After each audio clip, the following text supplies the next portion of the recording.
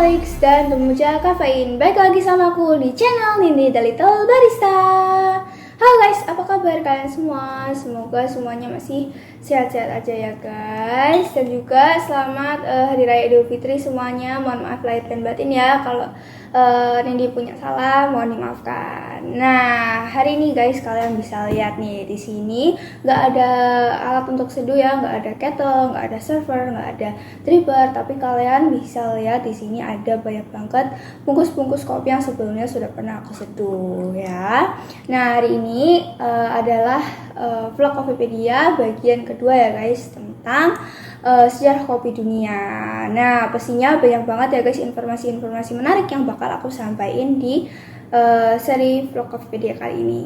Nah, makanya kalau kalian penasaran, wajib nonton terus sampai akhir ya guys. Nah, sebelumnya juga aku minta tolong ke kalian supaya subscribe dulu nih, dan juga jangan lupa like, comment, dan share video aku sebanyak-banyaknya.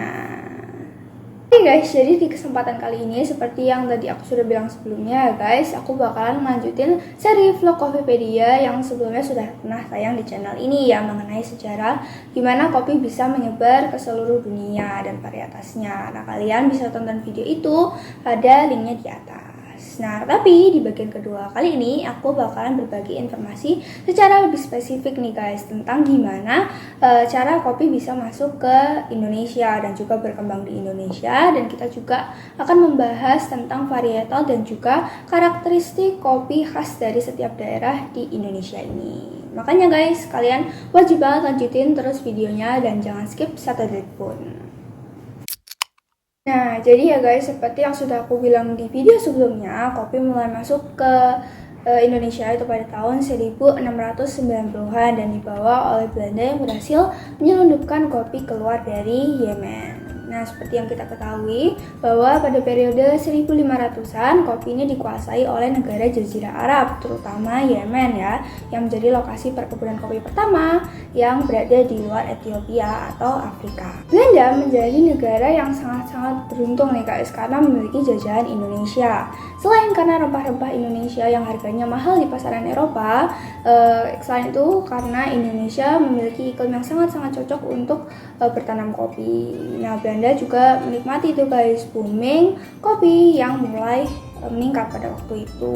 Nah, di tahun 1707 Belanda mulai melalui perusahaan dagang Hindia Belanda atau VOC, kemudian mereka mulai mengembangkan perkebunan kopi Arabica di daerah Jawa Barat. Nah, inilah guys cikal bakal perkebunan kopi di Indonesia dan terutama di Jawa Barat ya guys. Nah, kemudian ekspor kecil-kecilan kopi dari Jawa Barat ini sudah terjadi sejak tahun 1711 sebanyak 400 kg kopi dengan cara membawa kopi dari Jawa Barat ke Amsterdam.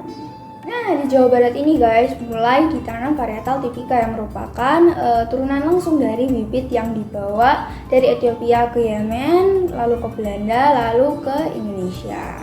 Nah, inilah guys cikal bakal varietal tipika yang ada di Indonesia.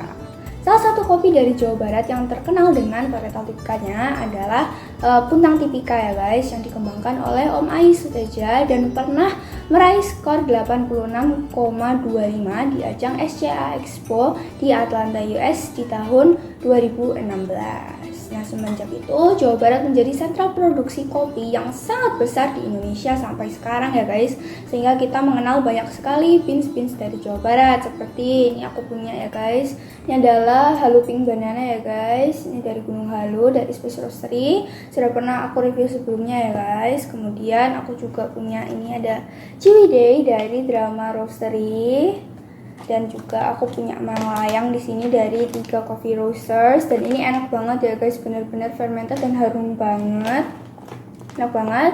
Dan juga aku punya di sini ada Hanislan Gambung ya guys dari Davala. Ini spesial banget karena di roasting menggunakan arang dari batok kelapa.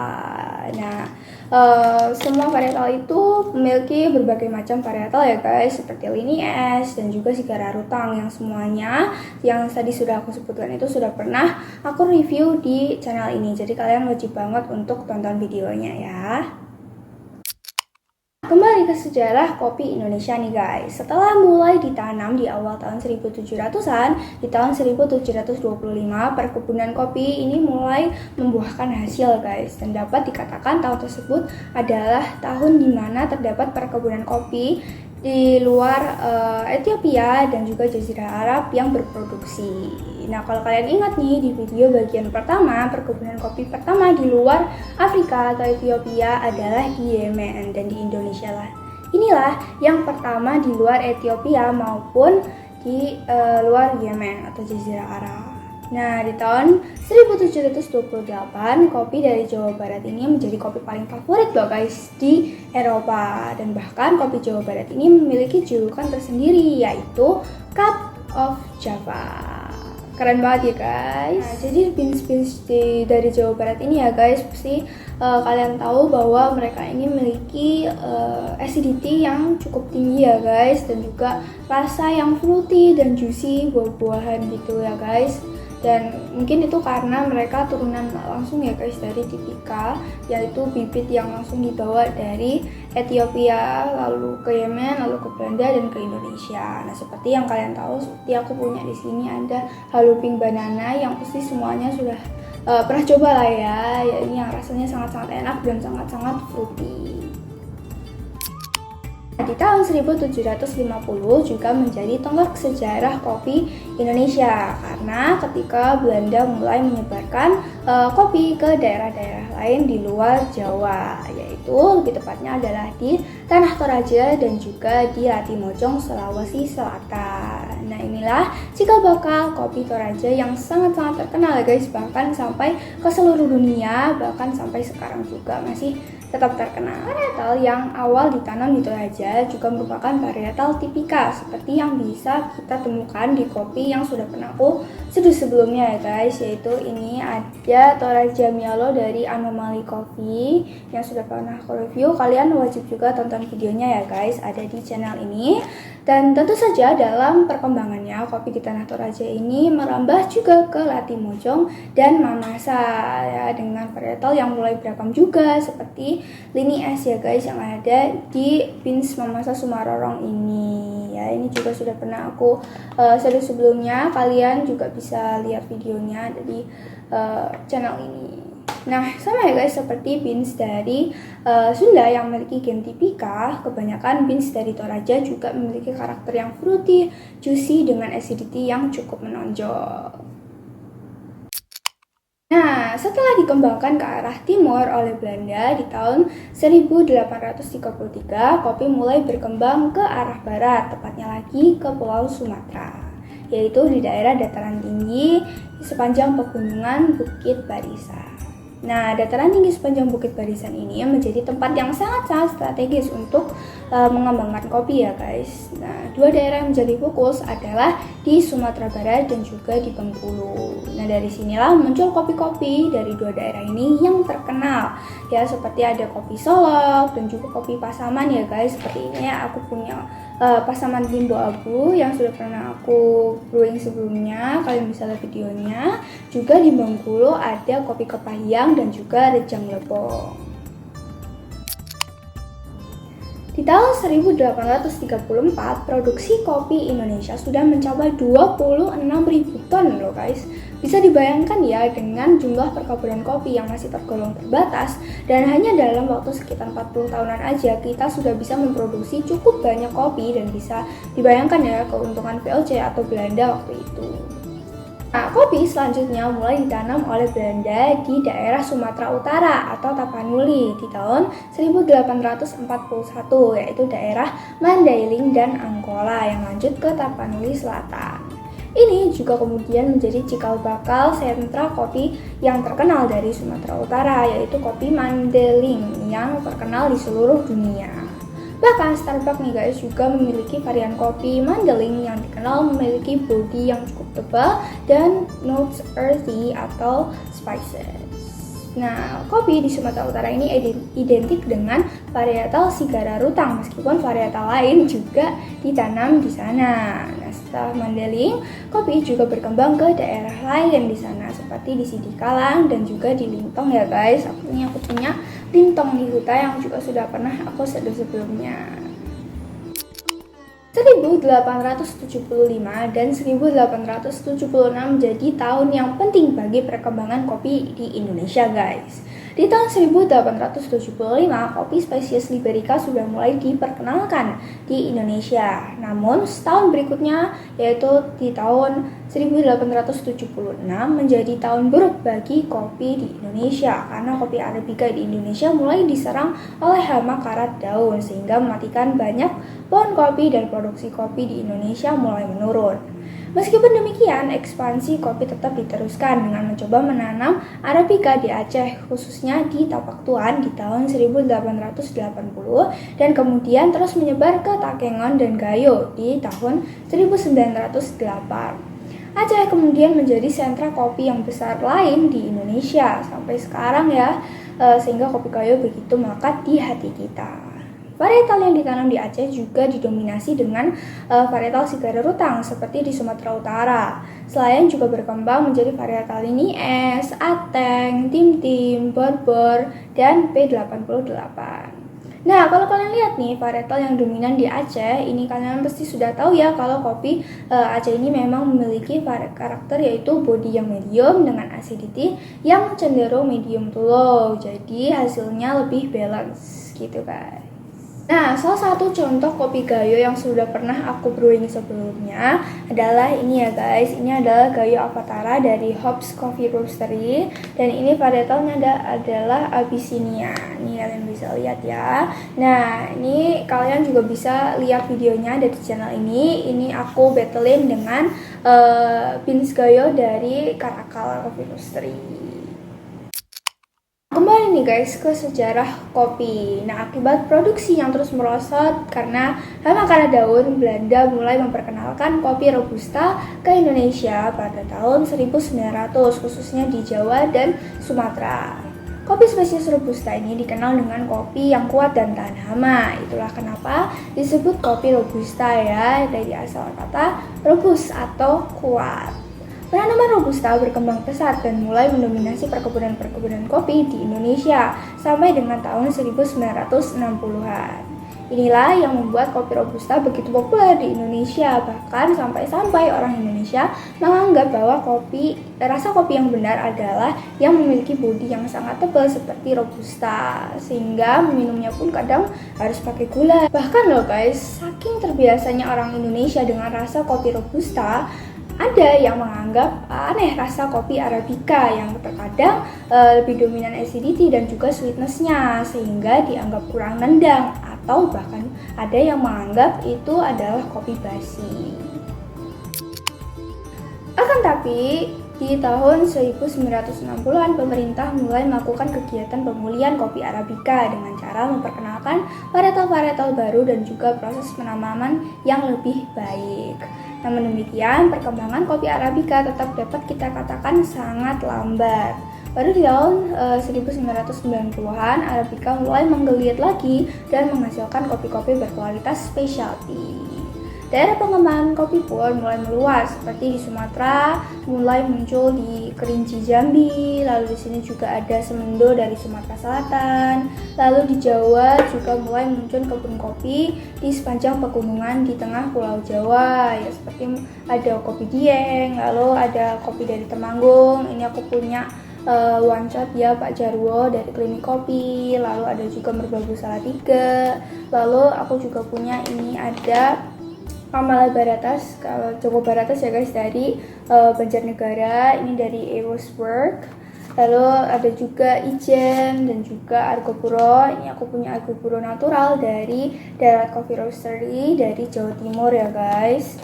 Lalu berkembang juga ke pulau lain seperti di Bali yang terkenal dengan kopi Kintamaninya, dan juga ini aku punya ada Bali Wanagiri ya guys. Ini dari Mother Pigeon. Lalu ada juga di Sumbawa ya, seperti Sumbawa Batu Lantai ini dari Coffee Roastery. Nah, perkembangan kopi juga melompat jauh nih guys ke Papua ya, karena di sana juga cocok untuk menanam kopi ya, karena di sana dataran tinggi ya. Salah satunya adalah kopi Papua Tiomlani Jaya ini ya guys. Ini pernah menjadi green bean termahal di Indonesia dalam suatu acara lelang kopi. Ya guys, jangan lupa ya guys, kalian wajib banget untuk cek semua video kopi-kopi yang sudah pernah aku review ini, karena semua beans-beans yang tadi aku sebutkan sudah pernah aku review di channel ini, di The Little Barista ini. Jadi kalian harus wajib banget tonton videonya satu persatu sebelum kalian pilih tuh mana yang ingin kalian seduh di rumah.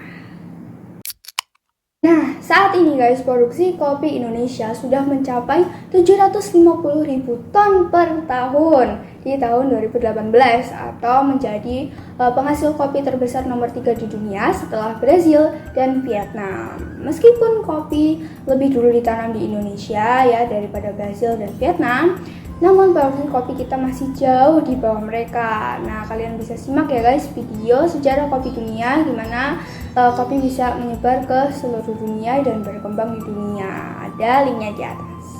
Nah, dari 750.000 ton per tahun ini yang dihasilkan oleh Indonesia tersebut adalah 72%-nya didominasi dengan spesies Robusta dan 28%-nya adalah spesies Arabica, dan dengan presentasi yang sangat kecil adalah spesies lain seperti spesies Liberica. Nah, sebagian besar kopi di Indonesia ini diproduksi di Sulawesi Selatan, Lampung, dan Sumatera Utara ya guys, yaitu hampir mencapai 50% dari total produksi di Indonesia. Nah, dengan tren kopi gelombang ketiga, tampaknya sih produksi kopi Arabica khususnya specialty kopi akan terus meningkat sejalan dengan semakin diterimanya kopi Arabica di Indonesia, karena semakin banyak homebrewers, coffeeholics, dan pemuja kafein seperti kalian semua ini yang menyukai Arabica. Juga sekarang para petani sudah bisa belajar bagaimana cara membuat kopi dengan kualitas specialty yang diterima bukan hanya di Indonesia tapi juga di dunia. Menarik sekali ya guys, untuk kita tunggu bersama-sama bagaimana perkembangan kopi ke depannya di Indonesia. Harapan kita adalah kopi Indonesia bisa semakin meningkat produksinya, tidak kalah dengan Vietnam dan juga Brazil, dan semakin banyak diterima di dunia dan di-roasting oleh roastery-roastery dunia, biar gak kalah nih dengan kopi Ethiopia, Kolombia, dan juga Panama. Menjadi tugas kita bersama ya guys, kita sebagai homebrewers bisa berperan dengan membeli kopi Indonesia dan mengapresiasi kopi Indonesia. Demikian pula dengan roastery dan coffee shop harus lebih banyak roasting dan juga menjual kopi Indonesia. Serta di hulu petani kopi juga bisa semakin belajar ya guys menanam kopi dengan lebih produktif, dan prosesor juga dapat mengolah kopi specialty dengan semakin tinggi kualitasnya.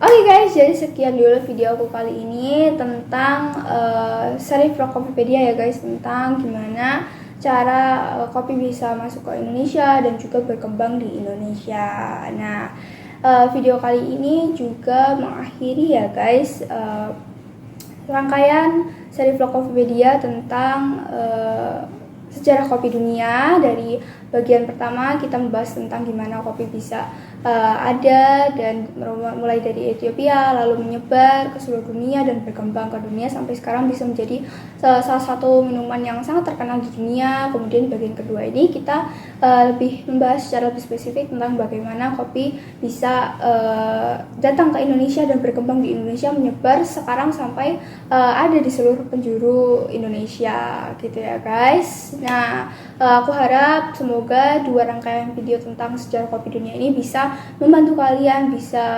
meningkatkan informasi kita tentang bagaimana kopi bisa menyebar di seluruh dunia. Nah, semoga juga bisa menambah pengetahuan kita ya guys. Dan terima kasih juga buat kalian yang sudah menonton video aku dari awal sampai akhir.